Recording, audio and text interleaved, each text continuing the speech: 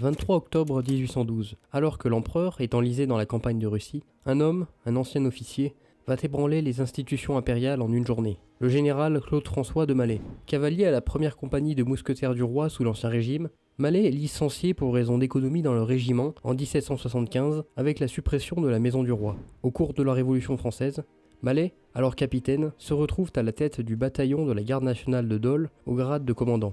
Révolutionnaire convaincu, il représente la ville de Paris lors de la fête de la Fédération, sujet traité antérieurement, le 14 juillet 1790. Après divers passages en tant qu'aide de camp au sein de différents régiments, ainsi que dans l'armée du Rhin, puis dans diverses divisions, dont celle de Grenoble en 1799.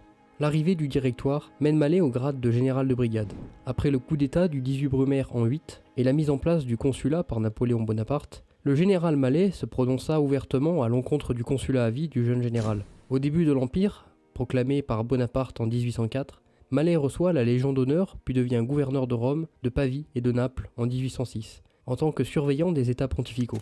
Les idées ouvertement républicaines, exprimées par Mallet, lui valent une suspension de ses fonctions de gouverneur le 18 mai 1807 par le vice-roi d'Italie, Eugène de Beauharnais, et fut renvoyé en France, qui sera par la suite mis en retraite le 31 mai 1808 par l'empereur. Son aversion contre le pouvoir impérial le mène à s'allier avec plusieurs opposants au régime, tels que Lemare, professeur directeur d'une institution, l'Athénée de la jeunesse, Ève, dit de Maillot, auteur dramatique, le docteur Gindre et plusieurs autres proches, et se serait rapproché de sociétés secrètes telles que la franc-maçonnerie ou les Philadelphes, une société à vocation démocratique opposée à l'Empire. Par la suite, deux généraux destitués pour différents délits s'allient à Mallet, tels que le général Joseph Guillaume et Pierre-Joseph Guillet. Le premier plan mis en œuvre des conspirateurs est réalisé en 1808. Le plan consiste à profiter du séjour de Napoléon dans les Pyrénées, à Bayonne, pour placer des affiches dans Paris annonçant que le Sénat aurait voté la déchéance de l'empereur afin de mettre en place un nouveau gouvernement qui serait constitué du général Mallet et de Joseph Guillaume.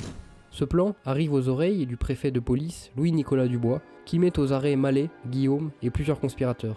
Après un an et demi passé derrière les barreaux des prisons de la Force et de Sainte-Pélagie, Mallet est transféré en 1810 dans la maison de santé du docteur Dubuisson, lieu réputé pour la profusion d'individus royalistes et républicains.